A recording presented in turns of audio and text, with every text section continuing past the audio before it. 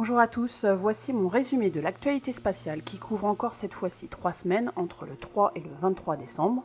Beaucoup de lancements, évidemment, mais aussi des nouvelles de l'ISS, de Mars et d'un astéroïde. Second umbilical tower set raise. Engines have started and are now at the preliminary thrust level, throttling up. Engines at maximum thrust, liftoff. And liftoff. We have liftoff of Anne McClain to Vit St. Jacques and Oleg Kononenko blasting through the Kazakh sky to the International Space Station. Lundi 3 décembre, c'est la reprise des rotations des équipages à la Station Spatiale Internationale, qui avait été interrompue avec l'échec du Soyouz MS-10 le 11 octobre dernier. Le décollage du vaisseau Soyouz MS-11 à bord de la Soyouz FG a été réalisé sans problème. C'était le 100e décollage de l'année d'ailleurs. À bord du Soyouz, les astronautes Anne McClain de la NASA, David Saint-Jacques de l'Agence spatiale canadienne et Oleg Kononenko de Roscosmos. Après 6h02 de vol, le vaisseau Soyouz MS-11 s'est amarré automatiquement à la Station Spatiale Internationale. Tout s'est donc bien passé, l'équipage de l'ISS est à nouveau à 6, avec fait rare, 4 personnes qui vivent actuellement leur premier vol. Anne McClain, David Saint-Jacques, Sergei Prokofiev et Serena Onion-Chancellor. Beaucoup de pays sont aussi représentés, USA, Russie, Canada et Allemagne. Et c'est la première fois depuis 2015 qu'il y a en même temps 2 femmes dans la station. Lundi 3 décembre encore, c'est la sonde OSIRIS-REx de la NASA qui est arrivée à destination, l'astéroïde Bennu. Le voyage aura duré 2 ans depuis son décollage le 8 septembre 2016. Et l'engin spatial aura parcouru 2 milliards de kilomètres. Désormais, OSIRIS-REx va survoler Bennu et commencer l'étude de l'astéroïde. L'engin spatial va entrer en orbite autour de Bennu le 31 décembre. Comme la mission Hayabusa 2, la mission OSIRIS-REx devrait ramener un échantillon de l'astéroïde, mais ce ne sera seulement qu'en juillet 2020. 10, 9, 8, 7, 6, 5, 4, 3, 2, 1. Liftoff of the Falcon 9.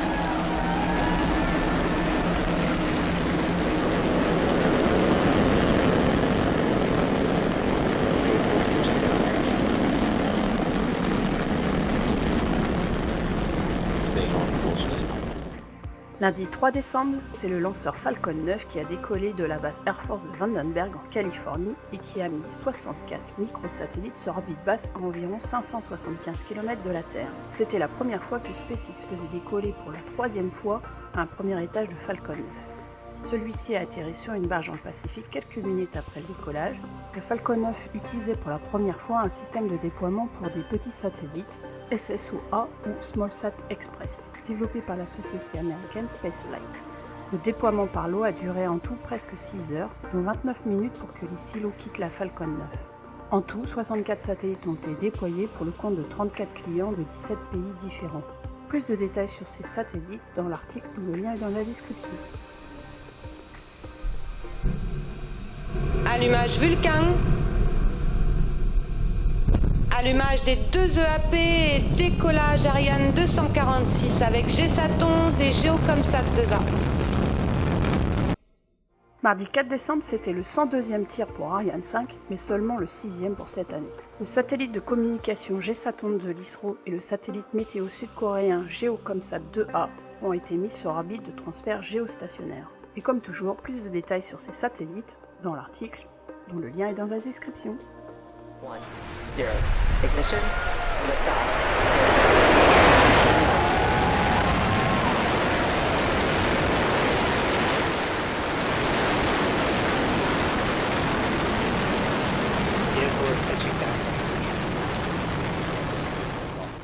Mercredi 5 décembre, c'était à nouveau le lancement d'une Falcon 9, mais cette fois-ci depuis Cap Canaveral en Floride.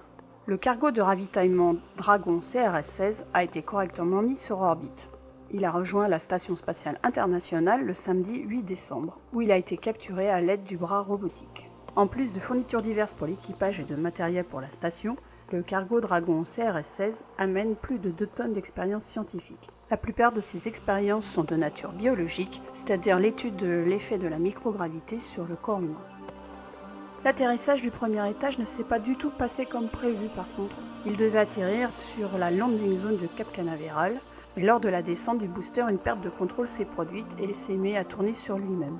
L'anomalie proviendrait d'une défaillance d'une pompe hydraulique d'un aileron de stabilisation. Le premier étage de la Falcon 9 a fini par amérir en douceur et il a été récupéré par un bateau. Il semble toutefois endommagé, à voir s'il va être réutilisé ou pas.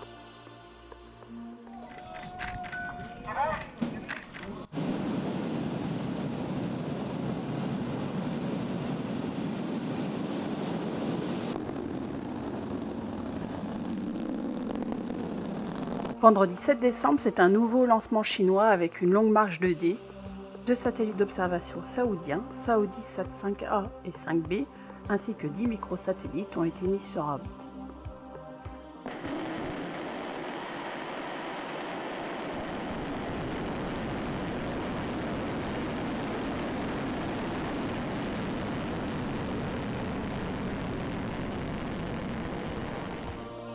La Chine a procédé à un nouveau lancement le vendredi 7 décembre encore, cette fois-ci avec une longue marche 3B et en direction de la Lune.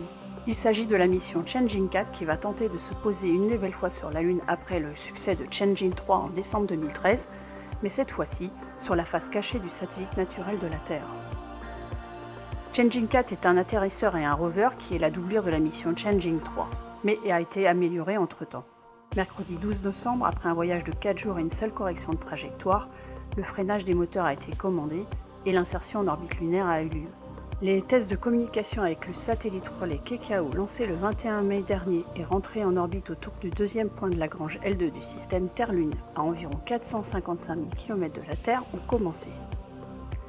Le satellite relais peut voir la Terre et la face cachée de la Lune et est indispensable pour la réussite de la mission Chang'e 4. L'atterrissage de Chang'e 4 est prévu pour début janvier 2009, autour du 3 janvier. Plus de détails sur la mission dans l'article du blog dont le lien est dans la description. Mardi 11 décembre, c'est une sortie spatiale un peu particulière qui s'est déroulée à la Station spatiale internationale.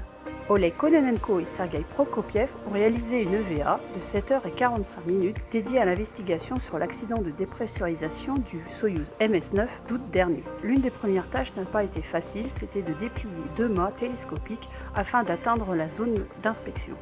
Une fois arrivé au niveau du module orbital du Soyouz MS-09, Oleg Kononenko s'est attaqué à l'épaisse couche d'isolant à l'aide d'un couteau et de divers objets tranchants. Une partie de l'EVA plutôt stressante pour ceux qui ont regardé le live, car à tout moment, toute déchirure du scaphandre du cosmonaute avec ses objets tranchants pourrait signer son arrêt de mort. Non sans mal, une fois la couverture d'isolation thermique découpée avec de nombreux débris, la plaque de protection contre les micrométéorites était atteinte et a été aussi découpée. Les 2 cosmonautes ont alors repéré le trou qui était à l'origine de la dépressurisation du module orbital grâce à la colle de couleur noire appliquée depuis l'intérieur qui était apparente. Ils ont réalisé des échantillons de l'extérieur du module orbital et de nombreuses photos pour les investigations qui seront menées au sol. En effet, le module orbital est séparé du véhicule de descente lors de la rentrée sur Terre du vaisseau Soyouz et brûle dans l'atmosphère terrestre.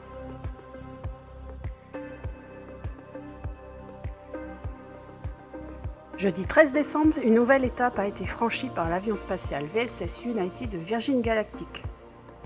Le Spaceship Two a d'abord décollé accroché à l'avion porteur VSM Eve. Il a été libéré à 43 000 pieds d'altitude, soit environ 13 km. Le moteur fusée a ensuite propulsé le VSS Unity à une vitesse presque 3 fois supérieure à celle du son et à une altitude maximale de 82,7 km.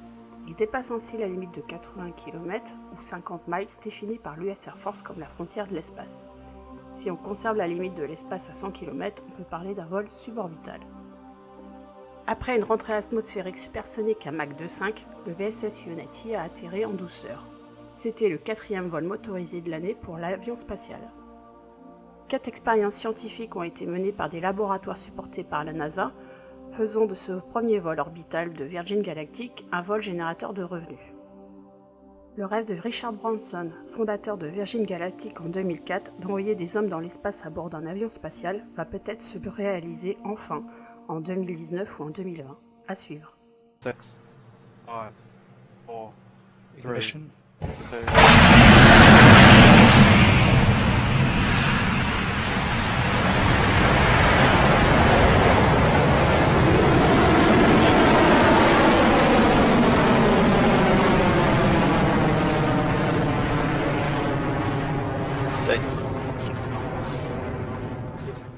Dimanche 16 décembre, Rocket Lab a réalisé le 3e lancement de l'année de sa fusée Electron.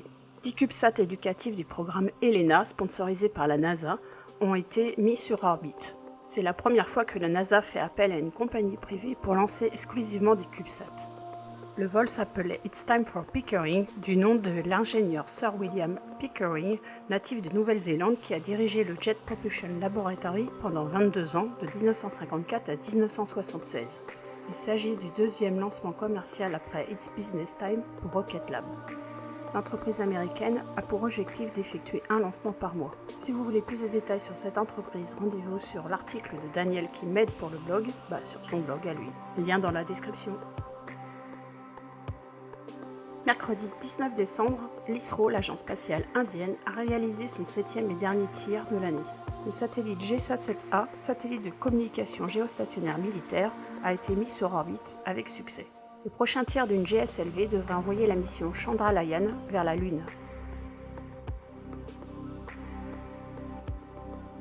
Mercredi 19 décembre, c'est au tour de l'opérateur Arianespace d'effectuer son 11e et dernier lancement de l'année. La Soyouz guyanaise a placé avec succès sur une orbite à 800 km d'altitude le satellite CSO-1 pour le compte du CNES et de la Direction générale de l'armement. Il s'agit du premier des 3 satellites CSO pour composantes spatiales optiques qui seront opérationnels d'ici 2022, pour l'acquisition d'images à très haute résolution dans les domaines visibles et infrarouges. Les 3 satellites effectueront des missions de reconnaissance et de détection pour aider les opérations militaires au sol.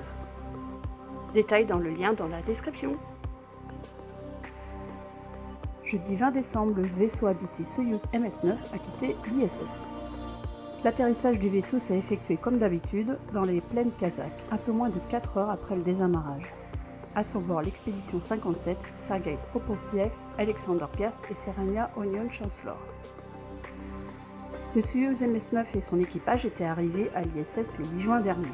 Au cours de leur séjour de 197 jours, les 3 astronautes ont mené à bien un programme de recherche appliquée et d'expériences diverses. Et ils ont aussi participé à la maintenance de l'ISS. Il s'agissait du premier vol spatial pour Serena et Sergei, c'était le 2e vol de sa carrière pour Alexander Gerst et il devient le premier astronaute européen en temps cumulé dans l'espace avec 363 jours. La prochaine rotation d'équipage pour l'ISS n'arrivera qu'en février 2019 si tout va bien, avec le Soyouz MS-12 et les cosmonautes malheureux Nick Hague et Alexei Ovochny du lancement avorté d'octobre. Ils seront accompagnés de l'américaine Christina Koch.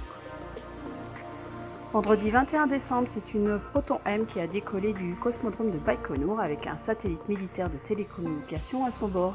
Le satellite Blagovest 13L porte la dénomination officielle russe Cosmos 2533. C'était seulement le 2e lancement d'une Proton en 2018, la plus faible cadence annuelle de tir du lanceur depuis son premier décollage en 1966. Mais heureusement, 7 lancements seraient prévus en 2019. Samedi 22 décembre, c'est un nouveau lancement chinois, cette fois-ci avec le lanceur léger Long March 11. À son bord, le satellite Hongyong 1, premier élément d'une toute nouvelle constellation de 156 satellites de communication à large bande en orbite basse. La Chine a actuellement 2 projets de constellation de satellites de télécommunication en orbite basse. Plus de détails dans l'article dont le lien est dans la description.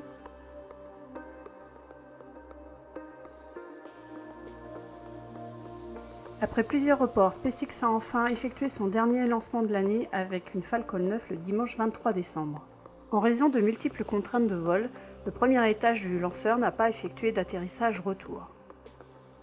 Le satellite GPS-3 SV1 Vespucci, mis avec succès sur orbite, est le premier des satellites de guidage et de positionnement de nouvelle génération, à rejoindre la constellation de 30 satellites déjà existants et sur orbite. Il serait 3 fois plus précis. SpaceX devrait lancer 4 autres GPS-3 l'année prochaine. On finit le résumé de cette actualité spatiale avec la dépose de l'instrument SEIS sur Mars. Le sismomètre de la mission InSight a été posé le mercredi 19 décembre à même le sol martien. Les activités de sismologie ne vont pas commencer tout de suite pour autant. Il va falloir d'abord mettre à niveau le sismomètre, puis régler les 3 pendules internes de SEIS, puis optimiser le placement du câble.